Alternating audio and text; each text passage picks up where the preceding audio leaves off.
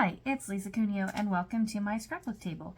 It is Sunday, so that means it is Scraplift Crafternoon, and we are celebrating one of our group members, Rona. It is her birthday month for July, so this is the layout that we are lifting today.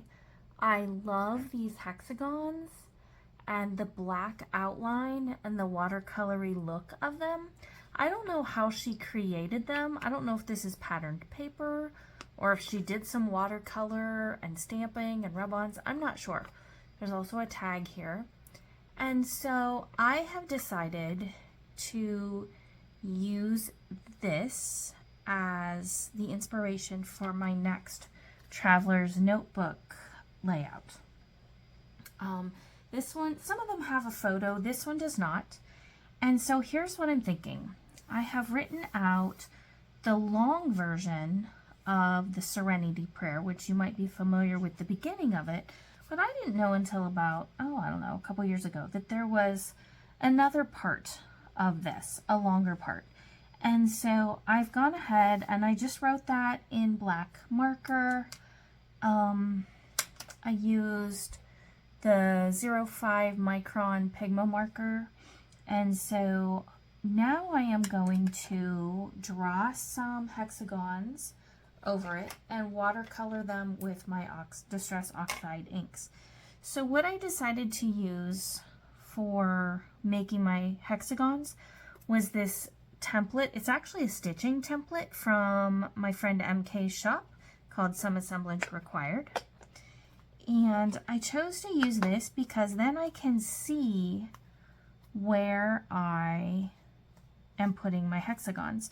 And I did a test run here on this. I just wrote some things and then I put my ink over them, or my paint, the oxides, just to see, make sure it wasn't going to run, wasn't going to smear, and that helped me choose my colors. I am using Cracked Pistachio, Salvaged Patina, Squeezed Lemonade, and Twisted Citron.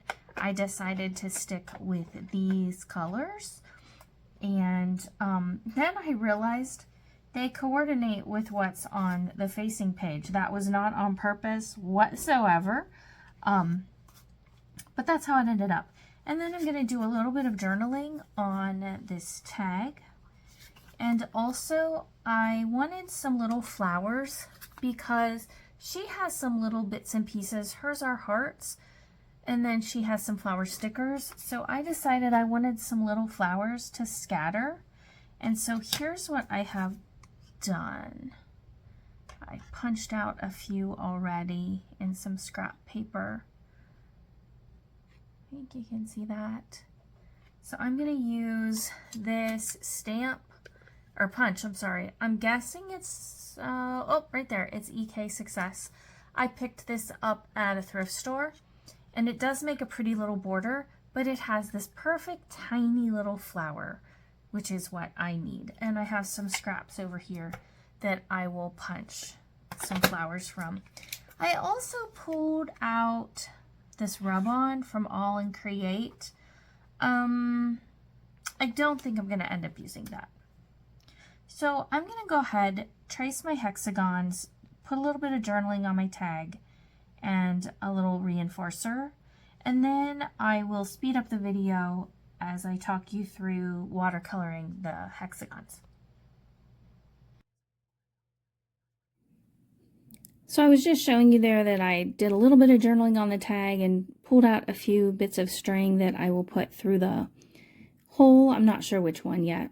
And so I've just have my 4 Distress Oxides smushed there on my glass mat. I love the glass mat for this type of thing because I don't have to get anything else out. This is my work surface.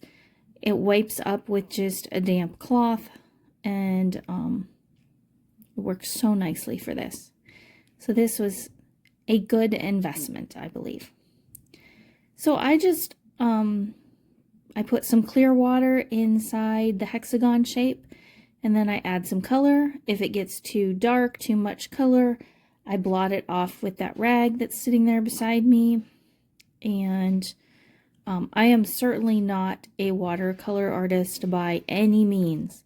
I watch people watercolor and it all flows and they get these great swirly effects. Yeah, mine doesn't do that, but that's okay. I'm happy with how it turned out. I have fun playing with the colors, and this is a simple way for me to explore a little bit of my artsy side. So I was checking to see where the tag was going to go and thinking I wouldn't paint under there. But then I lost track of what I was doing because I was watching TV while I was doing this. And yeah, I ended up doing all of the hexagon anyway, which is fine.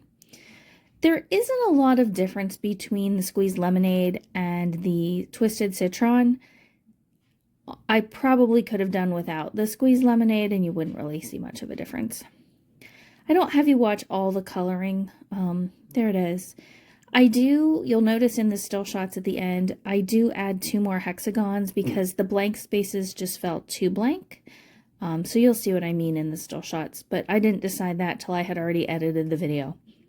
Now I did decide that I was going to add a little bit of these All and Create rub-ons. They did not work well. Now these hexagons at the top were dry when I was trying to add those rub-ons, so I don't know if they just didn't like the paper I was using or what. I was showing you there a piece fell out of my punch that I punched those little tiny flowers with. Yeah, so it's broken, but it will still punch, so I just threw the part away and decided to leave it at that. I added some Nuvo Deluxe adhesive in spots and put flowers down. I have a green, a blue, a light yellow, and a darker yellow. And then I just added dots to the center with my black marker. And I do that several places all around the page. I also, excuse me, I chose the black and white baker's twine to put in the tag, so that is there. And I was thinking, what else does this need? And I remembered I still had stickers from the the lemonade Simple Stories kit. I don't know what it's called. But I pulled out the hearts and I added those, and then I added the bee stickers. I'm not yet convinced that the bee stickers should stay. You can tell me in a comment if you think I should leave the bee stickers or if I should peel them off. I think they'll peel off pretty easily because I didn't stick them down real hard. So let me know. Rona, happy birthday. I hope you got to celebrate, or if it's coming up in the week to come, that you really enjoy it and do something special and just have a special day. I will have links in the description box below so that all of you can check out the other people playing along with Scraplift Crafternoon. And I will also have a link to the playlist for my Grace to Help layouts, because that's what this Traveler's Notebook is about.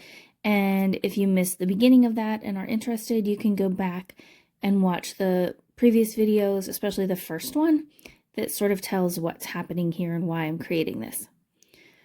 So we're coming up to the end. Again, there are still shots where you will see the additional hexagons that I colored because I just wanted a little bit of overlap and less open space. Thank you so much for joining me. I really appreciate you watching and coming to my channel, especially when you make a comment or leave me a thumbs up. That makes my day. Thanks for stopping by and watching. I hope that you get to create something in your scrapbook room very soon. Bye-bye.